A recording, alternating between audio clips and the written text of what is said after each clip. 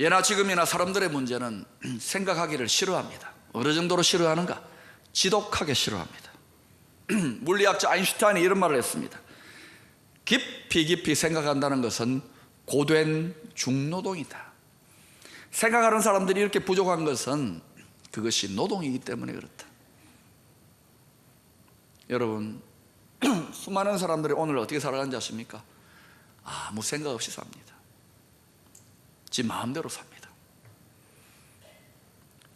특별히 교회 안에 나온 성도들은 하나님의 관점으로, 하나님의 생각으로 생각할 수 있어야 되는데, 믿노라 그러고는 몽땅 다 하나님께 맡기는데, 맡겼다고 해가지고 더 이상 생각 안 하는 거예요.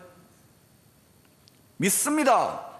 과거의 믿음의 구호가 뭐였습니까? 생각하지 말고 믿기나 해라. 너무 의심하고 안 되는 생각을 하니까 생각하지 말고 믿기나 하라고 큰일 날 소리입니다. 생각해야 됩니다. 올바르게 생각해야 됩니다. 그렇지 않으면 맹목적인 믿음, 독선적인 믿음에 거하게 되는 거예요. 좋은 믿음을 위해서는 반드시 생각의 훈련, 생각의 수고가 필요합니다. 제가 목회자로서, 신앙인으로서 조금 성숙했다면 가만히 보니까 생각이 성숙해져 가는 거예요. 앞으로 더 하나님의 생각 가운데 나아가려고 그렇게 노력해야 되겠죠. 좋은 믿음은 반드시 탁월한 생각, 지혜의 생각을 수반한다는 것을 아셔야 됩니다. 그런데 이 생각이 그냥 만들어지지 않는 거예요. 노력하고 애쓰고 찾고 두드리고 훈련해야 얻어집니다. 오늘날 지식이 폭발하고 정보의 홍수 시대에 지식과 정보가 많다고 해서 생각을 많이 할까요? 아닙니다. 아는 것이 힘이라고요? 아니에요. 알기만 해서는 안 됩니다. 생각할 수 있어야 되는 거예요. 오늘날 교육의 문제가 무엇입니까? 지식을 많이 가르치지만 생각하는 방법을 정작 가르치지 않는 거예요. 그래서 지식은 많지만 창의적으로 시대의 미래를 열어젖히는 그러한 사람들이 부족한 거예요. 작가 나폴레온 힐은 이런 말을 했습니다. 황금은 땅 속에서 보다도 인간의 생각 속에서 더 많이 채굴되어진다. 여러분, 부지런히 하나님의 가르치심을 받아 계속 생각하게 되면 보석처럼 빛나는 황금보다 더 값진 지혜를 얻게 되는 거예요. 그런데 우리의 어리석은 생각으로만 계속 머리를 돌리면 어떻게 됩니까? 컴퓨터 타버립니다. 웃지도 않아요. 그런데 가장 지혜로우신 하나님과 씨름하면서 하나님의 지혜를 구할 때에 후히 주시고 꾸짖지 아니하시는 하나님의 지혜, 그 생각이 우리 가운데 응답으로 주어진다는 것을 아셔야 됩니다. 오늘 말씀은 성도들이 어떻게 생각해야 되는가? 생각하는 방법을 두 가지로 가르쳐 줍니다. 첫째는 육신을 따라 생각한다는 거예요. 다시 말하면 육체의 정욕이 이끄는 대로 지 마음대로 생각하는 걸 말하는 거예요. 두 번째로는 그와는 달리 영을 따라, 이때 영은 우리의 인간의 영혼이나 또는 사단 마귀, 악한 영혼이 아니라, 악한 영적 존재가 아니라 바로 하나님의 영, 성령의 인도하심을 따라 생각하는 법을 말하는 것입니다. 이에 대해 본문 5절에서는 이렇게 설명하고 있습니다. 육신을 따르는 자는 무엇을? 육신의 일을, 영을 따르는 자는 영의 일을 생각한다는 거예요. 그러면 육신적으로 생각하게 되면은 육체의 일을 생각한다 그러는데, 육체의 일이 도대체 뭡니까? 갈라디아서 5장 19절 이하에서 분명히 밝히고 있습니다. 같이 읽어보십시다. 시작. 육체의 일은 분명하니 곧 음행과 더러운 것과 호색과 우상 숭배와 주술과 원수 맺는 것과 분쟁과 시기와 분냄과 당짓는 것과 분열함과 이단과 투기와 술 취함과 방탕함과 또 그와 같은 것들이라. 우리 이런 것들 얼마나 많이 봅니까? 막장 드라마에서. 막장 드라마가 왜 나옵니까? 세상의 반영인 거예요. 이 세상 속에서 이런 것들은 너무너무 길바닥에 굴러다니는 그러한 돌처럼 많이 접하게 됩니다. 음란한 생각, 술 취해서 막내라고 해가지고 막 거리에 널브러지는 사람들, 분열, 시기, 분쟁, 갈등, 왜 이런 것이 이 세상에 이렇게 가득할까요? 그것은 잡초처럼 가만히 내버려둬도 저절로 자라나는 거예요.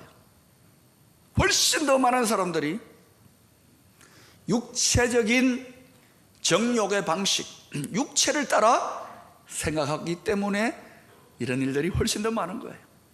반면에 영을 따라, 성령을 따라 생각하면 영의 일을 생각하게 된다. 영의 일, 성령의 일이 뭡니까? 갈라디아서 5장 22절 23절에서 그것을 이렇게 설명합니다. 같이 읽어보십시다. 시작. 오직 성령의 열매는 사랑과 희락과 화평과 오래 참음과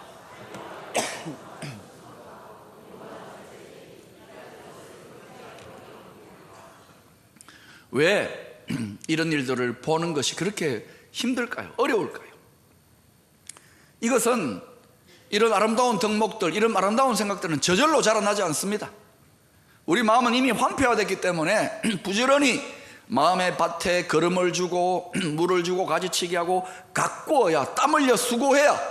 왜? 땅이 저주를 받았고 우리 마음밭이 저주를 받았기 때문에 죄인됨으로 말미암아 저절로 생겨나지 않습니다. 수고하고 땀 흘려야지만이 맺히는 열매와 같아요. 그래서 성령의 일이라고 하지 않고 성령의 열매라고 하는 거예요. 여러분이 이와 같은 성령의 일, 영의 일을 주렁주렁 많이 여러분의 생각과 내면 세계에 맺히고 이 사회에 퍼뜨리기를 원하면은 부지런히 수고하고 노력해야 되는 거예요.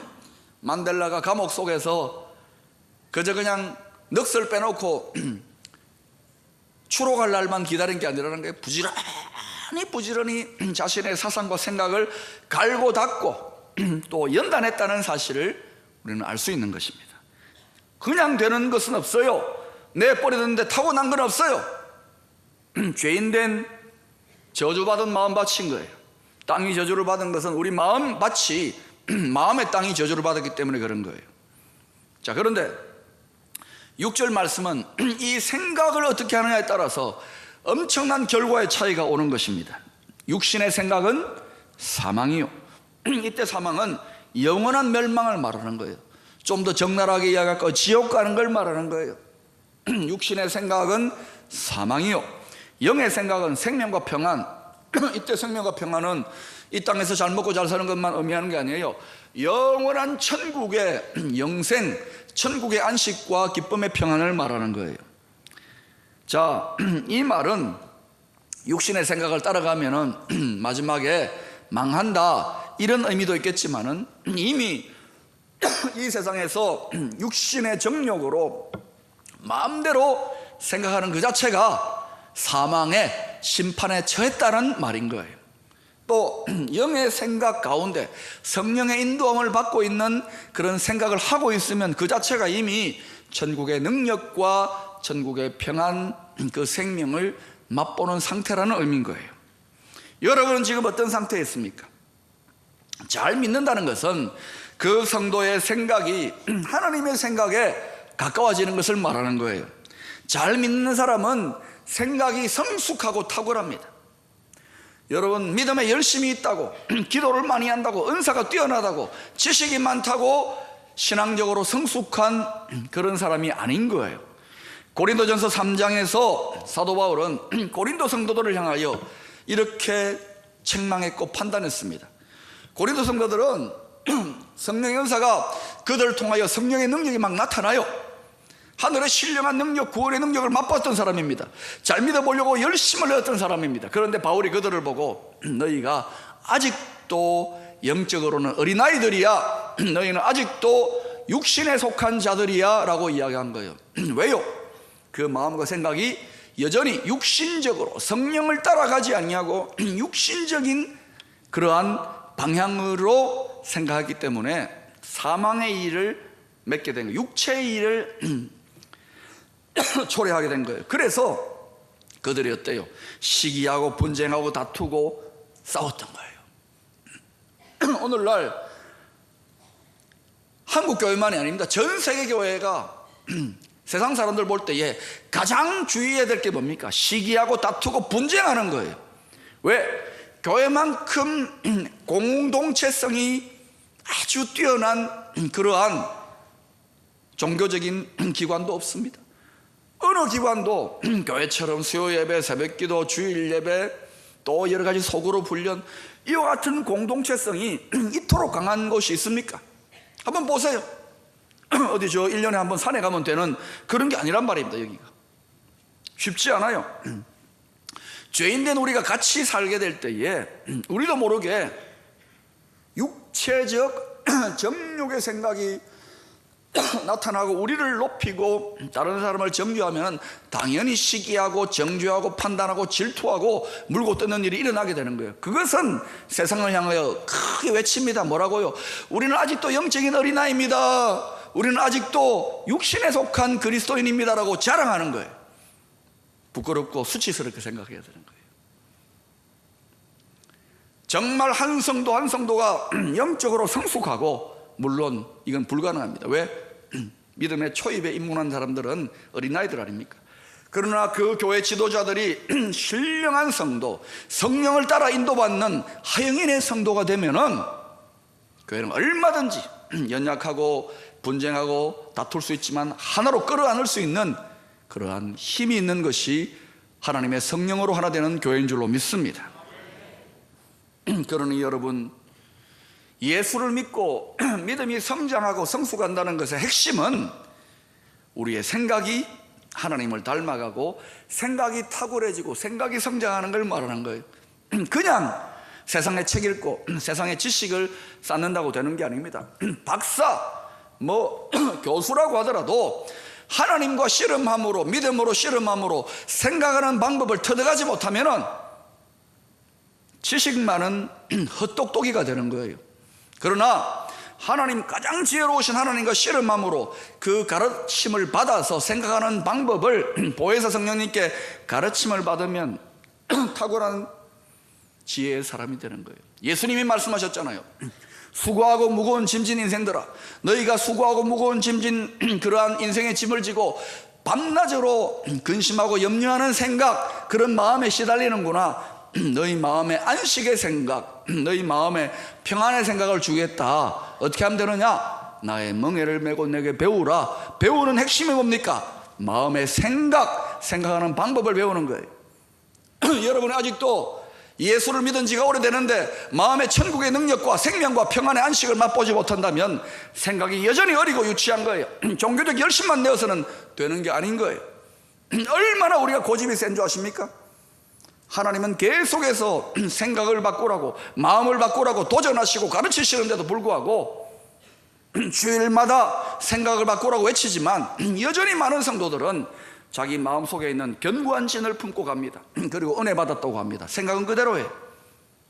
마음이 생각하는 방법이 달라지지 않고서는 결단코 천국의 풍성함과 신앙의 참된 평안의 즐거움을 맛볼 수 없다는 것을 아셔야 됩니다.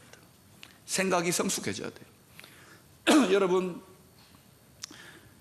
믿음을 가진 성도들을 몇 시간만 대화해 보면 이분이 성숙한 성도인지 아니면 어린아이인지 유치한 성도인지 금방 드러납니다. 왜? 그냥 대화하면 생각이 드러나기 때문에 그래요. 여러분의 생각은 어떻습니까? 우리가 오늘 말씀대로 성령의 인도를 따라 생각하기 시작하면, 영을 따라 생각하기 시작하면 자연스럽게 그 생각의 방향이 위를 향하게 되어 있습니다. 이 세상에 꼭 예수 믿는 사람들이 아니라더라도 어떤 사상, 어떤 철학을 통하여 이 세상에 큰 영향력을 남기고 기여를 한 사람들은 가만히 보세요. 전부 다 그 생각이 이상을 향합니다. 위를 향합니다. 형이상학적입니다. 아래를 향하고 육체를 향하고 세상을 향하는 생각은 전부 다 썩어질 것이고 망하는 길로 가는 거예요. 그래서 생각은 위를 향하게 되어 있는 거예요. 그것이 살리는 생각이고 그것이 사람 속에 있는 저 위의 것을 갈망하는 본능인 거예요. 위에 뭐가 있습니까? 하나님이 계시죠. 위에 뭐가 있습니까? 천국이 있죠. 위의 것을 갈망하고 위의 것을 소망할 때에 사람의 삶의 수준이 올라가게 되어 있는 거예요. 사랑하는 여러분, 골로새서 3장 2절에서 이런 말씀을 하고 있습니다. 성도들은 위의 것을 생각하고 땅의 것을 생각하지 말라고 권면합니다. 벤저민 디즈레일리라고 하는 사람은 생각에 대해서 이런 말을 했습니다. 위대한 생각을 길러라. 우리는 어떤 일이 있어도 우리의 생각보다 높은 곳으로 오르지 못한다. 사랑하는 여러분, 위의 것, 천국을 생각하지 아니하는데 어떻게 여러분이 천국 가려고 생각합니까? 천국에 오르려고 생각합니까? 우리 주님이 분명히 말씀하시지 않았습니까? 네 마음 있는 그곳에, 네 생각 있는 그곳에 너도 거기에 있다는 거예요. 여러분의 생각과 관심이 온통 이 세상에, 온통 이 육신에 있다면 천국 갈 생각하지 마세요. 죽은 믿음인 거예요. 죽은 믿음은 구실 못해요. 진정한 살아있는 믿음을 가진 사람, 천국을 침노하는 믿음을 가진 사람들은 밤낮으로 위의 것을 생각합니다. 여러분에게 묻습니다. 지난 한 주 동안 고달픈 이 세상 살아가면서 여러분은 하나님의 권면대로 얼마나 위의 것을 생각했는지요, 천국을 얼마나 갈망했는지요. 저는 순간순간 천국을 갈망합니다. 그리고 모든 세상 만물들을 천국적 관점에서, 위의 관점에서 바라보면 온통 경제, 정치, 종교, 사회 모든 문화, 예술 분야가 전부 다 천국의 관점으로 다 풀어지는 거예요. 이야, 하나님 정말 놀라우신 분이구나. 하나님 스스로 숨어 계셔서 하나님 나라의 회복의 비전을 위하여 맹렬하게 일하고 계시는구나. 그것 때문에 황홀하고 감사하고 기뻐요. 할 사람이 없도다. 여러분, 지금 교회적으로 진행된 큰 프로젝트다, 지금 김정은이 장성택이 실각했다, 이런 것만 계속 보면은요 찌들어집니다. 찌들어져. 그런 것들은 생각 안 해도 생각하게 돼 있어요. 그러나 여러분, 우리는 무엇이 성도의 차별성입니까? 위의 것을 생각하라. 저 천국을 생각하라. 하나님을 생각하라. 여러분, 정확하게 반성해봐요. 온통 여러분이 세상적인 것, 육적인 것, 거기에 지난 한 주 동안 관심이 있다면 여러분 거기에 머물러 있는 거예요. 주 예수와 동행하니 그 어디나 하늘나라 같은 찬송은 꿈도 못 꾸는 거예요. 왜 여러분의 신앙생활이 유치하고 천국의 평안과 능력을 맛보지 못하는가? 땅의 것에 온통 관심과 생각이 사로잡혀 있기 때문입니다. 위의 것을 생각할 수 있기를 축원합니다. 7절에는 육신을 따라 우리 마음대로 하는 생각이 얼마나 심각한 문제를 일으키는지 경고하고 있습니다. 읽어보십시다. 시작.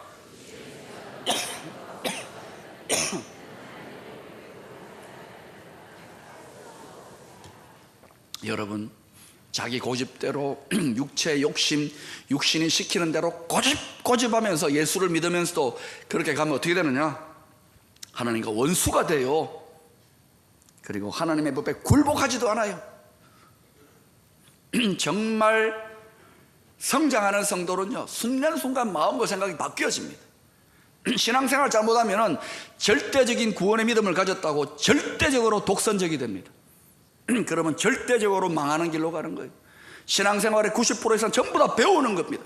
생각하고 마음 쓰는 걸 배우는 거예요. 왜 우리의 믿음이 이 복잡하고 힘든 세상에 적용이 안 되는지 아십니까? 많은 사람들이 그렇게 이야기합니다. 교회는 교회고 목사 같은 소리하고 설교 같은 소리하고 자빠졌네. 세상은 달라. 세상은 힘들어. 사업은 달라. 적용 안 되는 믿음, 적용 안 되는 신앙 가지고 믿을 필요가 뭐 있습니까? 그 따위 믿음은 쓰레기통에 버려버려야 되는 거예요. 하나님이 우리에게 그런 하찮은 종류의 믿음을 주시는 것입니까? 우리의 믿음이 이분법적이고 교회 안에서만 자랑하는 믿음이 되기 때문에 세상에 힘을 발휘 못하는 거예요. 세상에 적용이 안 되는 거예요. 왜 적용이 안 되느냐? 믿는 자들이 하나님의 지혜를 따라서 열심으로 하나님의 생각을 갖고 보석 같은 생각, 탁월한 생각, 위대한 생각을 갖지 않는 거예요. 지혜로 악을 이길 수가 있기 때문에 그런 거예요.